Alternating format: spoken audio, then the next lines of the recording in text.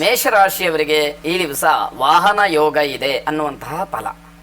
ಇದರ ಅರ್ಥ ಉತ್ತಮವಾದಂತಹ ವಾಹನದಲ್ಲಿ ಪ್ರಯಾಣ ಮಾಡೋದಕ್ಕಾಗಲಿ, ಸ್ವತಃ ವಾಹನವನ್ನು ಖರೀದಿ ಮಾಡುವಂತಹ ವಿಚಾರಗಳಾಗಲಿ ಚರ್ಚೆಗೆ ಬರಬಹುದು.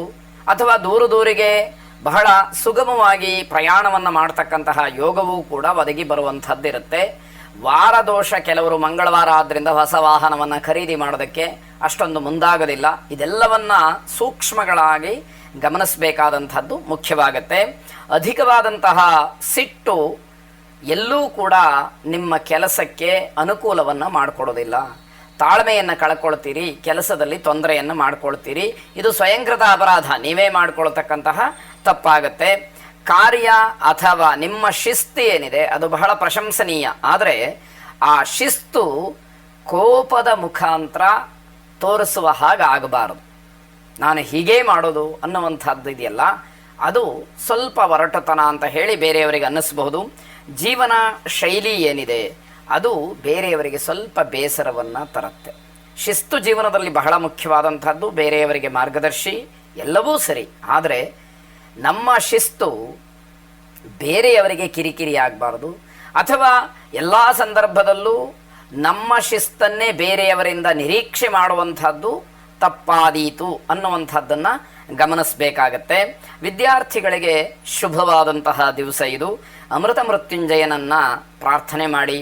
ರುದ್ರಂ ಪಶುಪತಿಂ ಸ್ಥಾಣಂ ಶ್ರೀಕಂಠಂಚ ಉಮಾಪತಿಂ ನಮಾಮಿ ಶಿರಸಾ ದೇವಂ ಕಿನ್ನೋ ಮೃತ್ಯು ಕರಿಷ್ಯತಿ ಎಂಬುದಾಗಿ 11 ಸಲ ಈ ಮಂತ್ರವನ್ನು ಜಪ ಮಾಡಿ. ಶುಭವಾಗಿ. ವೃಷಭ ರಾಶಿ, ಸಹೋದರರ ಕಲಹ, ವಾದ ವಿವಾದಗಳು ಉಂಟಾಗ್ತಕ್ಕಂತಹದ್ದು. ಅಣ್ಣ ತಮ್ಮ, ಅಕ್ಕ ತಂಗಿಯರ ಮಧ್ಯದಲ್ಲಿ ಏನೋ ಗಲಾಟೆ, ಆಸ್ತಿಯ ವಿಚಾರಕ್ಕೋ ಹಣದ ವಿಚಾರಕ್ಕೋ ಅಥವಾ ಕೌಟುಂಬಿಕವಾದಂತಹ ಸಣ್ಣ ಪುಟ್ಟ ಕೆಲವು ವಿಚಾರಗಳಿಗೋ ಗಲಾಟೆಗಳು ಆಗ್ತಕ್ಕಂತಹದ್ದು. ಮಾನಸಿಕವಾಗಿ ನೆಮ್ಮದಿ ಹಾಳಾಗ್ತಕ್ಕಂತಹ ದಿವಸ. ಕುಟುಂಬದ ವ್ಯಾಜ್ಯ ಅದು ಏನೋ ಒಂದು ರೀತಿಯಲ್ಲಿ ಅರಗಿಸ್ಕೊಳ್ಳೋದಕ್ಕೆ ಕಷ್ಟ ಆಗುವಂತಹ ಸನ್ನಿವೇಶವನ್ನು ತಂದಿಡುವಂಥದ್ದಾಗತ್ತೆ. ಆರೋಗ್ಯದಲ್ಲಿ ಸಣ್ಣ ಪುಟ್ಟ ವ್ಯತ್ಯಾಸಗಳಾಗುವಂಥದ್ದು. ನಿಜವಾದಂತಹ ಸ್ನೇಹಿತರು ಅಂತ ಹೇಳಿ ಏನು ಅಂದ್ಕೊಂಡಿರ್ತೀರಿ ಅಂಥವರು ನಿಮಗೆ ಅಸಹಕಾರವನ್ನು ತೋರಿಸ್ತಾರೆ. ನಿಮ್ಮ ಯಾವುದೇ ಕಷ್ಟಗಳಿಗಾಗಲಿ, ನಿಮ್ಮ ಯಾವುದೇ ವಿಚಾರಗಳಿಗಾಗಲಿ ಅವರ ಸ್ಪಂದನೆ ಇರೋದಿಲ್ಲ. ಅಂತಹ ಸ್ನೇಹ ಇದ್ದೇನು ಅನ್ನುವಂತಹ ಪ್ರಶ್ನೆ ನಿಮಗೆ ಬರುವಂಥದ್ದಾಗತ್ತೆ. ಕೆಲವು ಕೆಲಸಗಳನ್ನು ಮುಂದೂಡಿಕೆ ಮಾಡೋದರಿಂದ ಬೇಸರವಾಗುತ್ತೆ. ಇವತ್ತು ಆ ಕೆಲಸ ಆಗೋದಿಲ್ಲ, ನಾಳೆ ನೋಡೋಣ, ಮುಂದಿನ ದಿವಸದಲ್ಲಿ ನೋಡೋಣ ಅಂತ ಹೇಳಿ ಅಂದುಕೊಳ್ಳೋದ್ರಿಂದ ಆ ರೀತಿ ವಾತಾವರಣ ಸೃಷ್ಟಿಯಾಗೋದ್ರಿಂದ ತುಂಬ ಬೇಸರವಾಗುತ್ತೆ. ಆರ್ಥಿಕವಾಗಿಯೂ ಕೂಡ ಇದರಿಂದ ಹೊಡೆತ ಬೀಳುವಂಥದ್ದು, ಸಮಸ್ಯೆ ಆಗುವಂಥದ್ದು ಇರುತ್ತೆ. ಪ್ರಮುಖವಾದಂತಹ ನಿರ್ಧಾರಗಳಿಗೆ ಈ ಹಿನ್ನೆಲೆಯಲ್ಲಿ ಅಡ್ಡಿಯಾಗುವಂಥದ್ದಿದೆ. ಕುಬೇರನನ್ನು ಪ್ರಾರ್ಥನೆ ಮಾಡಿ. ಆರ್ಥಿಕವಾಗಿ ಸ್ವಲ್ಪವಾದರೂ ಕೂಡ ಅನುಕೂಲವಾಗಲಿ, ಹಣಕಾಸಿನ ಯಾವುದೇ ರೀತಿಯ ತೊಂದರೆಗಳು ಬರದೇ ಇರುವ ಹಾಗೆ ಆ ಕುಬೇರ ಕಾಪಾಡಲಿ ಅನ್ನುವಂಥದ್ದು ನಿಮ್ಮ ಪ್ರಾರ್ಥನೆಯಾಗಿರಲಿ. ಶುಭವಾಗಿ.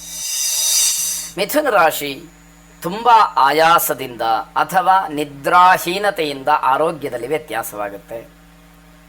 ಕಾರಣ ಇಟ್ಟುಕೊಂಡು ಕಾರಣ ಇಲ್ಲದೇನೋ ನಿದ್ದೆಗೆಡ್ತಕ್ಕಂಥದ್ದು ಆರೋಗ್ಯದ ಮೇಲೆ ತುಂಬ ದುಷ್ಪರಿಣಾಮವನ್ನು ಬೀರತಕ್ಕಂಥದ್ದು. ಇದನ್ನು ಗಮನಿಸ್ಕೊಳ್ಬೇಕು. ಆತುರಾತುರವಾದಂತಹ ನಿರ್ಧಾರಗಳು ಒಳ್ಳೆಯದಲ್ಲ. ಅದರಿಂದ ನಿಮಗೆ ಅನುಕೂಲಕ್ಕಿಂತ ಅನನುಕೂಲವೇ ಹೆಚ್ಚು ಅನ್ನುವಂಥದ್ದು. ಅಸಮಾಧಾನ ತುಂಬ ಇರತಕ್ಕಂತಹ ದಿವಸ ಇದು.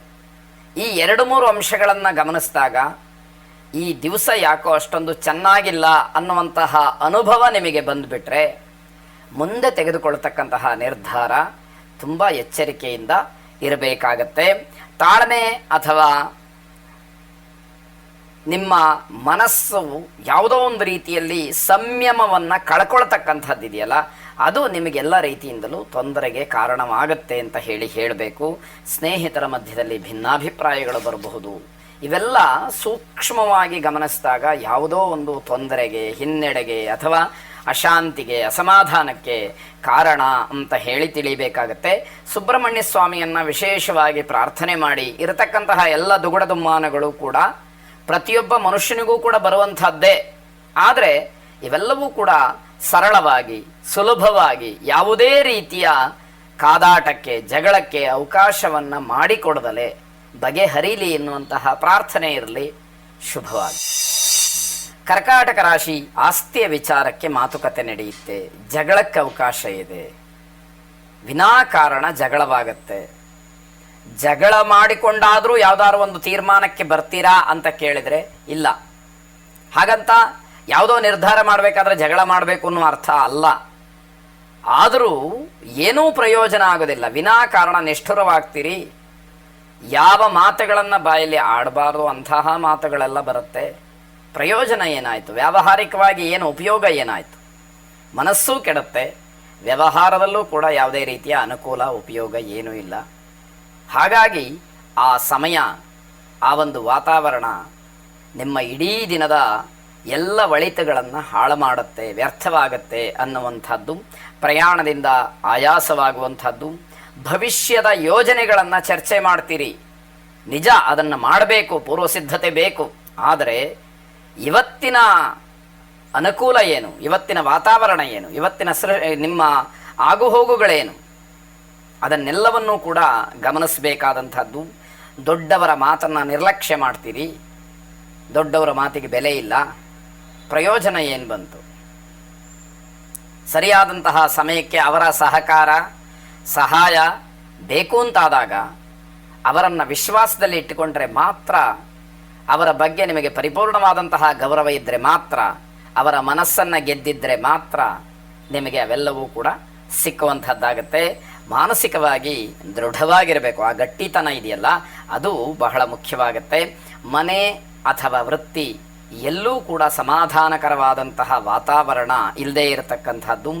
ಭೂವರಾಹ ಸ್ವಾಮಿಯನ್ನು ವಿಶೇಷವಾಗಿ ಪ್ರಾರ್ಥನೆ ಮಾಡಿ. ಶುಭವಾಗಿ. ಸಿಂಹರಾಶಿ, ಮಾನಸಿಕವಾದಂತಹ ಖಿನ್ನತೆ ನಿಮ್ಮನ್ನು ಕಾಡುತ್ತೆ. ಯಾವುದೋ ಒಂದು ಪ್ರಯತ್ನವನ್ನು ಮಾಡ್ತಾ ಇರ್ತೀರಿ. ವಯಸ್ಸಿಗೆ ಅನುಗುಣವಾಗಿ ವಿದ್ಯಾರ್ಥಿಗಳಾದರೆ ವಿದ್ಯಾಕ್ಷೇತ್ರದಲ್ಲಿ, ಅಥವಾ ಮದುವೆಗೆ ಪ್ರಯತ್ನ ಮಾಡ್ತಾ ಇರ್ತಕ್ಕಂಥವ್ರು, ಅಥವಾ ಉದ್ಯೋಗಕ್ಕೋಸ್ಕರವಾಗಿ ಪ್ರಯತ್ನವನ್ನು ಮಾಡ್ತಾ ಇರುವಂಥವ್ರು, ಉದ್ಯೋಗದಲ್ಲಿದ್ದು ಅಲ್ಲಿಯ ವ್ಯವಸ್ಥೆ ಸರಿಯಾಗಲಿ ಅನ್ನುವ ಉದ್ದೇಶ ಇಟ್ಟುಕೊಂಡು ಪ್ರಯತ್ನ ಮಾಡ್ತಾ ಇರ್ತಕ್ಕಂಥವ್ರು, ಇದು ಯಾವುದೂ ಕೂಡ ಮನಸ್ಸಿಗೆ ಸಮಾಧಾನ ಕೊಡೋದಿಲ್ಲ. ಈ ಆಯ್ಕೆ ನಂದು ತಪ್ಪಾಗಿದೆ ಅನ್ನುವಂತಹ ಖಿನ್ನತೆಗೆ ಒಳಗಾಗ್ತೀರಿ. ಇದು ಸರಿಯಾಗಲಿಲ್ಲ ಅನ್ನುವಂತಹ ಭಾವನೆ ನಿಮಗೇ ಕಾಡುತ್ತೆ. ಹಾಗಂತ ಮಧ್ಯದಲ್ಲಿ ಅದನ್ನು ಬಿಟ್ಟು ಬೇರೆ ಕಡೆಗೆ ವಿಚಲಿತರಾಗೋದಕ್ಕೆ ಅವಕಾಶಗಳಿದೆಯಾ, ಒಳ್ಳೆಯದಾಗತ್ತಾ ಅನ್ನುವಂಥದ್ದನ್ನು ಯೋಚನೆ ಮಾಡಬೇಕು. ಇರುವಂತಹ ಕೆಲಸದಲ್ಲೇ ಏನೋ ಕಿರಿಕಿರಿ ಆಗ್ತಾ ಇದೆ ಅಂತಂದರೆ ಬೇರೆ ಕಡೆಗೆ ಹೋದಾಗಲೂ ಕೂಡ ಇದು ಮುಂದುವರಿಯುವುದಿಲ್ಲವೇ ಅನ್ನುವಂಥದ್ದು ಪ್ರಶ್ನೆಯನ್ನು ಮಾಡಿಕೊಂಡು ನಂತರದಲ್ಲಿ ನಿರ್ಧಾರವನ್ನು ಮಾಡಿ. ಸಮಯ ಚೆನ್ನಾಗಿಲ್ಲ, ಈ ದಿನ ಚೆನ್ನಾಗಿಲ್ಲ ಅಂತ ಆದಾಗ ಆದಷ್ಟು ತಾಳ್ಮೆಯಿಂದ ವಿಚಾರವನ್ನು ಮಾಡಬೇಕಾದಂಥದ್ದು ಮುಖ್ಯವಾಗುತ್ತೆ. ತುಂಬ ಒತ್ತಡದ ದಿವಸ ಇದು. ಆರೋಗ್ಯದಲ್ಲಿ ಸ್ವಲ್ಪ ವ್ಯತ್ಯಾಸಗಳು, ತುಂಬ ದಿವಸದಿಂದ ನೆರಳತಾ ಇರತಕ್ಕಂಥವರಿಗೆ ಏನೋ ಬದಲಾವಣೆಗಳು ಕಾಣುತ್ತೆ. ಆದರೆ ಅದು ಸರಿಯಾಗೇ ಬಿಡ್ತು ಅನ್ನುವಂತಹ ನಿರ್ಧಾರವೂ ಅಲ್ಲ, ಅಥವಾ ಅಷ್ಟೊಂದು ನಂಬಿಕೆಯನ್ನು ಇಟ್ಕೊಳ್ಳೋ ಹಾಗೂ ಇಲ್ಲ ಅನ್ನುವ ರೀತಿಯಲ್ಲಿ ಆಗುತ್ತೆ. ಮದುವೆ ವಿಚಾರ ಮುನ್ನೆಲೆಗೆ ಬರುತ್ತೆ. ಆದರೆ ಪ್ರಯೋಜನ ಏನು? ನಿರ್ಧಾರವಾಯ್ತಾ ಅಂತ ಕೇಳಿದರೆ ಖಂಡಿತವಾಗಿ ಇಲ್ಲ ಅನ್ನುವಂಥದ್ದು. ಸರ್ಕಾರಿ ನೌಕರರಿಗೆ ಬಡ್ತಿ ಸಿಕ್ಕತ್ತೆ ಅನ್ನುವಂತಹ ಒಂದು ಸೂಚನೆ ಸಿಕ್ಕಿದ ಮೇಲೆ ಖಾತ್ರಿ. ಈ ರೀತಿಯ ಗೊಂದಲಗಳು ನಿಮ್ಮನ್ನು ಆವರಿಸ್ಕೊಳ್ತಕ್ಕಂಥದ್ದು. ವಿವಾಹದ ವಿಚಾರ ಪ್ರಸ್ತಾಪ ಆದರೂ ಕೂಡ ಅದು ಜಗಳದಲ್ಲಿ ಕೊನೆಯಾಗುತ್ತೆ. ಯಾವುದೋ ಒಂದು ಮಾತಿಗೋ ಹೊಂದಾಣಿಕೆಗೋ ಸರಿ ಬರಲಿಲ್ಲ ಅಂತ ಹೇಳಿ ಆ ವಿಚಾರ ಮತ್ತೆ ಹಾಗೆ ಹಿನ್ನೆಲೆಗೆ ಹೋಗುವಂಥದ್ದು ಅಥವಾ ನೆನೆಗುದಿಗೆ ಬೀಳ್ತಕ್ಕಂಥದ್ದು ಆಗತ್ತೆ. ಸ್ವಯಂವರ ಪಾರ್ವತಿಯನ್ನು ವಿಶೇಷವಾಗಿ ಪ್ರಾರ್ಥನೆ ಮಾಡಿ. ವಿವಾಹ ಪ್ರತಿಬಂಧಕ ದೋಷ ಇರತಕ್ಕಂಥವರೆಲ್ಲರಿಗೂ ಕೂಡ ಶುಭ ಅನ್ನುವಂತಹ ಒಂದು ಅನುಗ್ರಹವಾಗಲಿ. ಶುಭವಾಗಿ. ಕನ್ಯಾ ರಾಶಿ, ಕುಟುಂಬದಲ್ಲಿ ಮಂಗಳ ಕಾರ್ಯದ ಚರ್ಚೆ ನಡೆಯುತ್ತೆ. ಆದರೆ ಕೇವಲ ಅದು ಚರ್ಚೆಯಾಗಿಯೇ ಉಳಿತಕ್ಕಂಥದ್ದು. ಇಂಜಿನಿಯರಿಂಗ್ ವಿದ್ಯಾರ್ಥಿಗಳಿಗೆ, ಇಂಜಿನಿಯರ್ಸ್ಗೆ ಶುಭವಾಗುವಂತಹ ದಿವಸ ಇದು. ಭಾವನಾತ್ಮಕವಾಗಿಯೇ ಇರ್ತಕ್ಕಂಥವ್ರು, ಭಾವುಕರಾಗಿರ್ತಕ್ಕಂಥವ್ರು ತುಂಬ ದುರ್ಬಲರಾಗಿಬಿಡ್ತೀರಿ. ಪುಣ್ಯಕ್ಷೇತ್ರಗಳ ದರ್ಶನಕ್ಕೆ ನಿಮಗೆ ಅವಕಾಶವಾಗತ್ತೆ.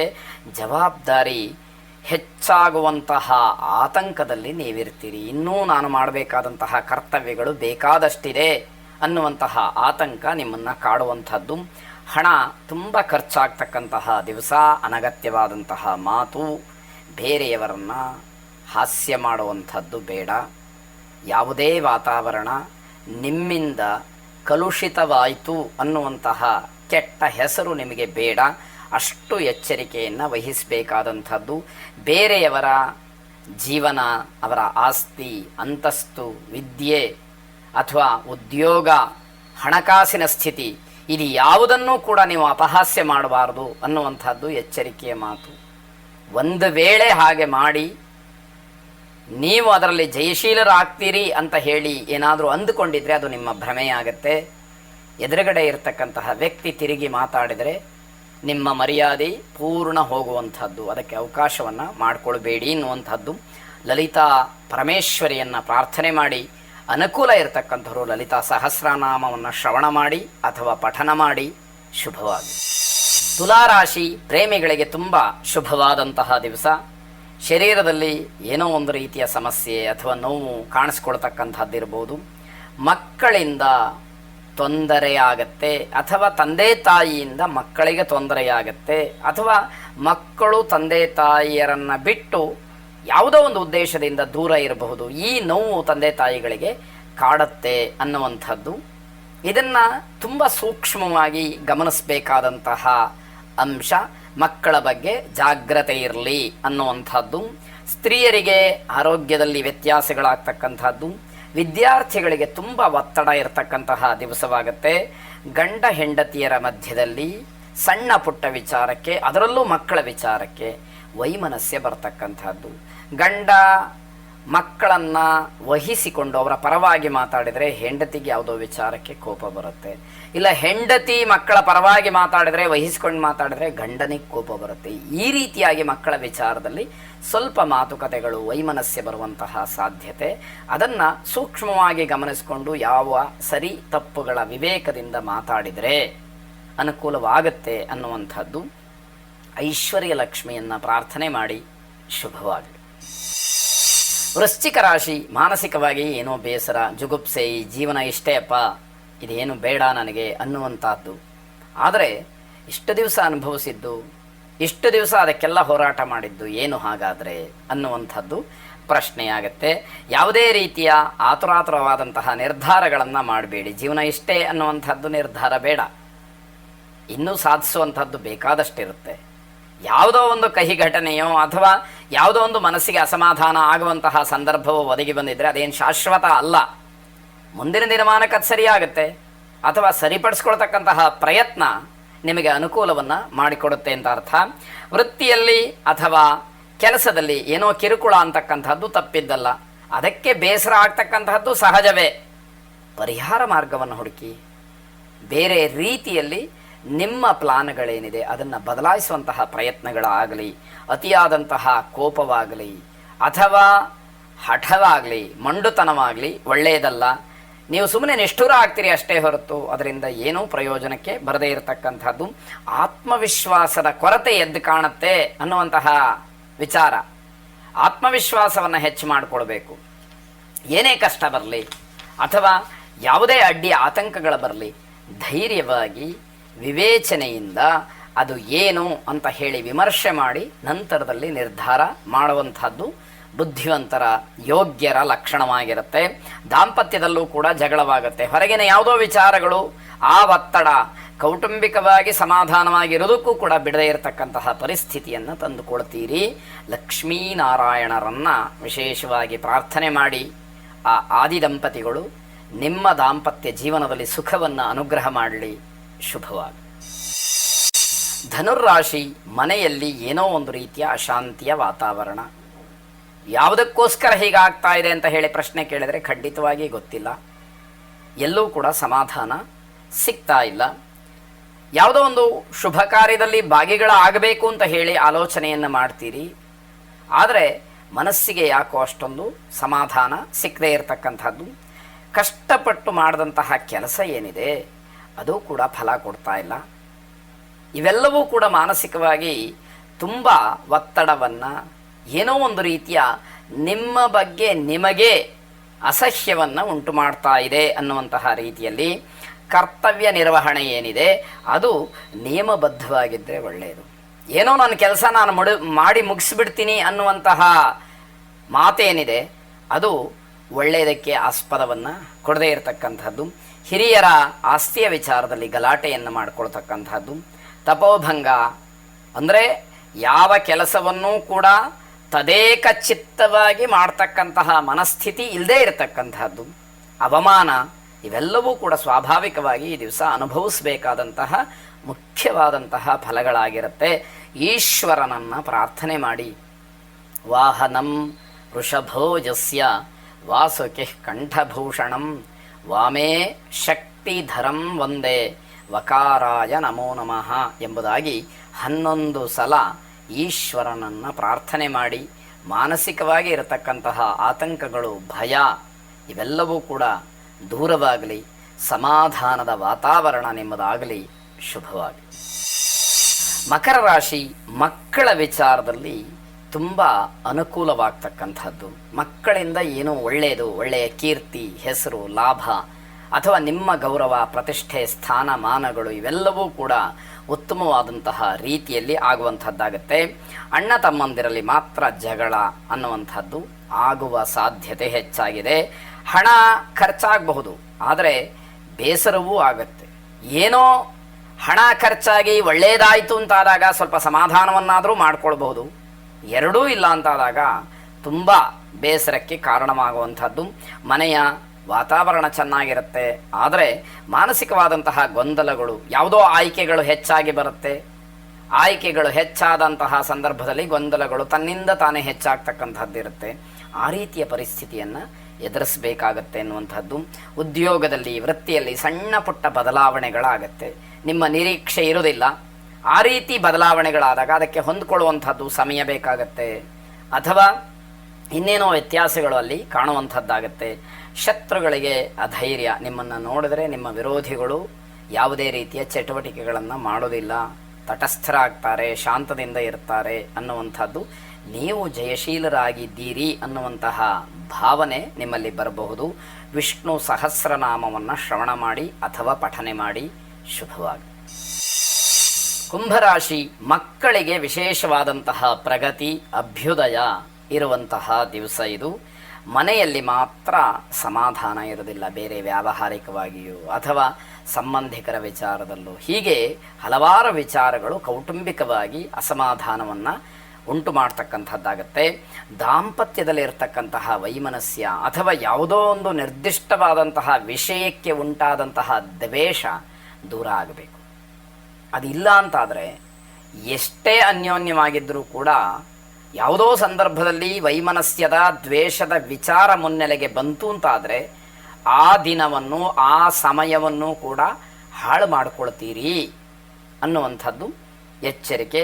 ನಿಂದನೆಗೆ ಒಳಗಾಗ್ತಕ್ಕಂತಹ ಅವಕಾಶಗಳು ಹೆಚ್ಚಾಗಿದೆ. ನೌಕರಿಯ ಸ್ಥಳದಲ್ಲಿ ಹಲವಾರು ರೀತಿಯ ಚರ್ಚೆಗಳು ಬರುತ್ತೆ. ನಿಮ್ಮ ನೌಕರಿಗೆ, ಉದ್ಯೋಗಕ್ಕೆ ಸಂಬಂಧಪಟ್ಟ ಹಾಗೆ ಒಂದಷ್ಟು ಅನುಮಾನಗಳು ಹೆಚ್ಚಾಗ್ತಾ ಹೋಗುವಂಥದ್ದು. ಯಾರ ಮಾತು ಸರಿ ಅಥವಾ ನನ್ನ ಯೋಚನೆ ಸರಿಯಾ, ಈ ರೀತಿಯ ಗೊಂದಲದಲ್ಲಿ ಇರ್ತೀರಿ. ವಿದ್ಯಾರ್ಥಿಗಳಿಗೆ ಅನುಕೂಲಕರವಾದಂತಹ ದಿವಸ. ಓದಿನ ಬಗ್ಗೆ ಹೆಚ್ಚು ಗಮನವನ್ನು ಕೊಡಿ ಎನ್ನುವಂಥದ್ದು. ಕುಲದೇವರಿಗೆ ತುಪ್ಪದ ದೀಪವನ್ನು ಹಚ್ಚಿ, ಒಂದು ವೇಳೆ ಆಗಲಿಲ್ಲ ಮನೆ ದೇವರನ್ನು ಪ್ರಾರ್ಥನೆ ಮಾಡಿ, ಶುಭವಾಗಿ. ಕೊನೆಯದಾಗಿ ಮೀನರಾಶಿ, ನಿಮ್ಮ ಕೆಲಸದ ಒತ್ತಡ ಹೆಚ್ಚಾಗಿ ಕೋಪ ಬರಬಹುದು. ತಾಳ್ಮೆಯಿಂದ ಇರಿ. ಇಲ್ಲದೇ ಇದ್ದರೆ ನೀವು ಮಾಡಿದಂತಹ ಕೆಲಸ, ನಿಮ್ಮ ಪ್ರಯತ್ನ ಎಲ್ಲವೂ ಕೂಡ ವ್ಯರ್ಥವಾಗ್ತಕ್ಕಂಥದ್ದು. ಮಾನಸಿಕವಾಗಿ ತುಂಬ ಕಷ್ಟಪಡ್ತೀರಿ, ತುಂಬ ಆಯಾಸವಾಗ್ತಕ್ಕಂತಹ ದಿವಸವಾಗುತ್ತೆ. ವಿದೇಶದಿಂದ ಅಥವಾ ದೂರದೂರಿನಿಂದ ಶುಭ ವಾರ್ತೆಯನ್ನು ಕೇಳ್ತಕ್ಕಂತಹ ಯೋಗ ಇದೆ. ಆರೋಗ್ಯದ ಬಗ್ಗೆ ಸ್ವಲ್ಪ ಗಮನ ಇರಲಿ. ಷೇರು ಮಾರುಕಟ್ಟೆಯಲ್ಲಿ ಹಣ ಹೂಡಿಕೆ ವಿಚಾರದಲ್ಲಿ ಲಾಭವನ್ನು ಕಾಣ್ತೀರಿ.